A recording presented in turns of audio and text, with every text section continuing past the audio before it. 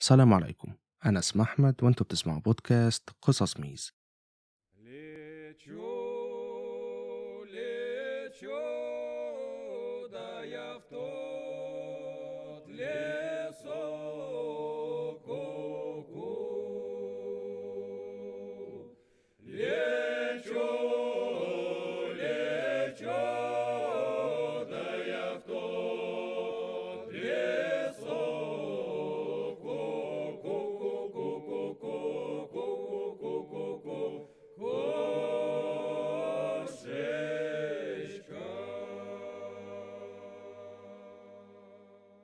أهلا بيكم في الحلقة رقم 18 والأخيرة من الموسم ده من قصص ميز. أتمنى يكون الموسم ده عجبكم. تنويه سريع: الحلقة دي فيها أحداث مأساوية. اسم حلقة النهاردة المذيع المجنون. ومن غير ما أطول عليكم يلا بينا نبدأ. معظم الناس لما بتسمع عن غابة الأمازون بيتخيلوا الأشجار الكثيفة والحيوانات المتوحشة ونهر الأمازون. طبعا كل ده صح، ولكن اللي مفيش ناس كتير تعرفه إن في مدينة ضخمة جدا في وسط المكان ده. المدينة دي اسمها مناوس، وهي واحدة من أكبر المدن في البرازيل، وفي نفس الوقت واحدة من أخطر المدن في العالم. كل اللي محتاجه علشان تتقتل هو إنك تدخل الشارع الغلط أو تبص على أي حد بطريقة ما تعجبوش.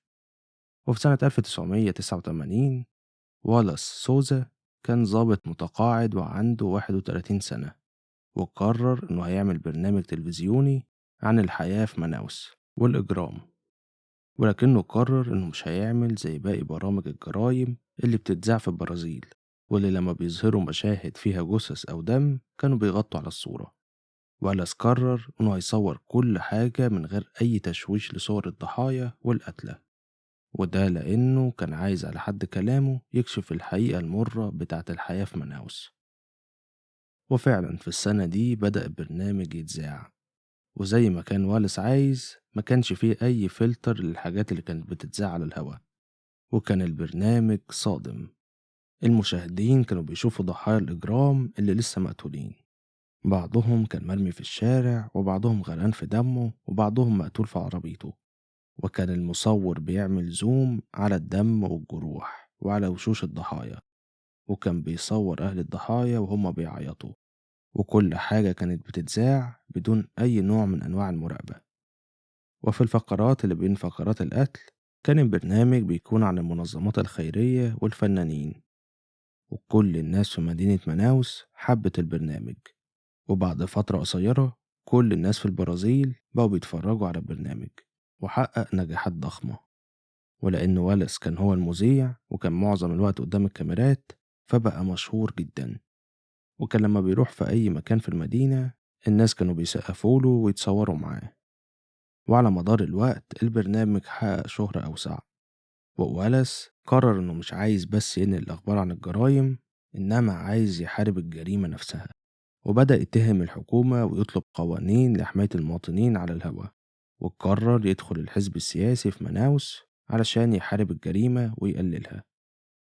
ومعداش وقت طويل وتحول والاس من مذيع مشهور لواحد من أكتر الشخصيات المحبوبة والموثوق فيها في البرازيل.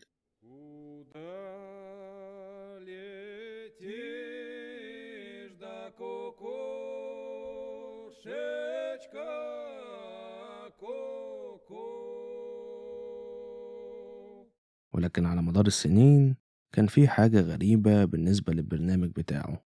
الحاجة دي ظهرت بوضوح في واحدة من أشهر حلقات البرنامج، واللي اتذاعت في منتصف الألفينات. الحلقة بتبدأ بمذيع في الغابة والمصور كان ماشي وراه، وهما الاتنين كانوا بيحاولوا يوصلوا المكان قدامهم. وبعد شوية بيوصلوا المكان فاضي وسط الشجر، وبيلاقوا واحد واقف هناك. والراجل ده كان واقف وباصص على حاجة في الأرض، والكاميرا بتبتدي تصور الحاجة اللي الراجل كان باصص عليها. في الأول بيبان إن في شيء زي جذع شجرة ضخم محروق وطالع منه دخان مرمي في الأرض، وكان لونه أسود ومتفحم. ولكن لما الكاميرا قربت أكتر بان إيدين للجذع ده، وهنا المشاهدين اكتشفوا إنه بني آدم وإنه اتحرق. وبما إن الجثة كانت لسه طلع منها دخان فكان من الواضح إن الجريمة حصلت من فترة قصيرة جدا، ويمكن يكون من دقايق وقبل الكاميرا ما توصل على طول. وبيبدأ المذيع يتكلم عن الضحية دي، وبدأ يقول تفاصيل كتير عن الضحية، وقالوا إنه راجل وإنه حد رمى عليه بنزين وحرقه، ولكن الشرطة أصلا ما كانتش وصلت لمكان الجريمة. فكان من الغريب للمشاهدين إن المذيع عنده كل المعلومات دي عن الضحية قبل حتى الشرطة. ولكن لما تم سؤال واليس عن مصدر المعلومات بتاعته واللي بلغته عن الجريمة دي، قال إن البرنامج مشهور جدا، وإن غالبا لو في جريمة الناس بتتصل بيهم قبل حتى ما يكلموا الشرطة، وإنه معاه فريق ضخم بيتابع الحوادث على مدار الساعة، وعنده ناس كتير في المدينة بيبلغوه عن أي حاجة جديدة تحصل عشان يروح يصورها. وكانت الإجابة دي كافية عشان الموضوع ينتهي، وده لحد سنة 2008. Куда летишь, да кукушечка, ку-ку? Куда летишь, да ты серая,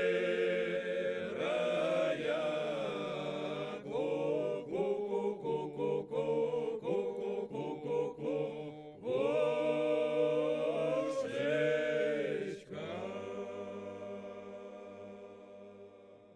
في شهر أكتوبر من السنة دي الشرطة قبضت على ضابط متقاعد واللي كان اسمه موا، واتهموه ب9 جرائم قتل. ولما حطوه في السجن كان من الواضح عليه إنه مش مهتم تماما، وكان واضح إنه عارف حد مهم برا السجن واللي هيجي يطلعه بسرعة. ولكن لما الوقت عدى ومحدش جه ينقذه، موا بدأ يفهم إنه لوحده ومحدش هيساعده، وبدأ يتكلم مع الشرطة، والقصة اللي قالها هزت البرازيل كلها. موا اعترف بإنه ارتكب جرائم قتل، ولكنه قال إن هو مجرد قاتل مأجور، وإن الراجل اللي أجره للعمليات دي هو ولا السوزة. بعد كده اتضح للشرطة إن ولا السوزة بدأ البرنامج بتاعه بنوايا كويسة، ولكن لما البرنامج اتشهر وحقق نجاحات تحول لمجرم وبدأ مافيا للمخدرات.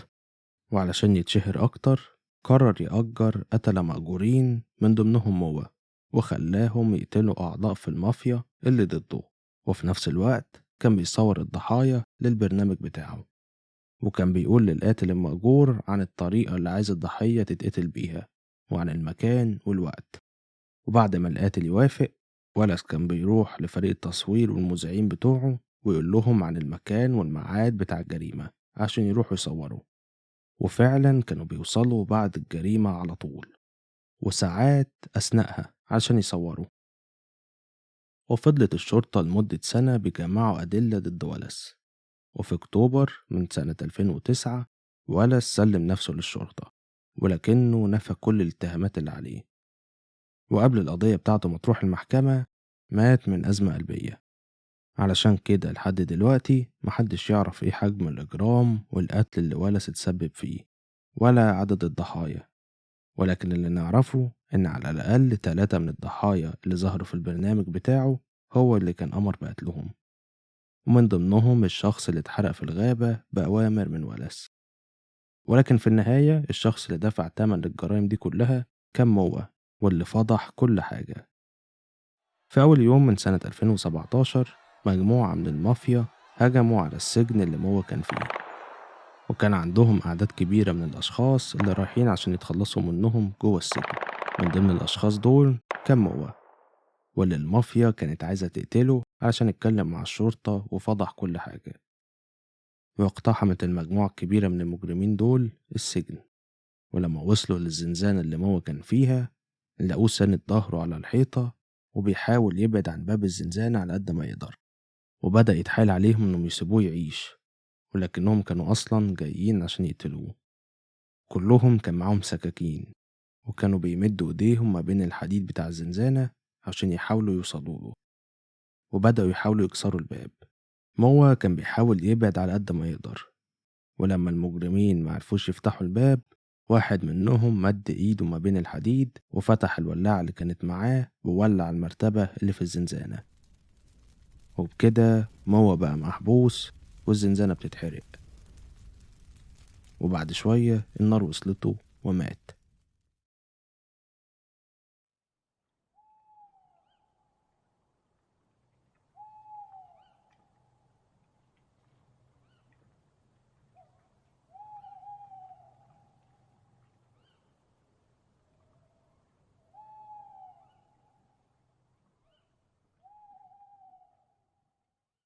وبكده تكون خلصت حلقتنا. فلو عجبتك ما تنساش تعمل فولو وريت للبودكاست اللي هتلاقيه على أبل بودكاست، جوجل بودكاست، سبوتيفاي، وأي مكان تاني بتسمع فيه بودكاست. أشوفكم الموسم الجاي إن شاء الله. سلام.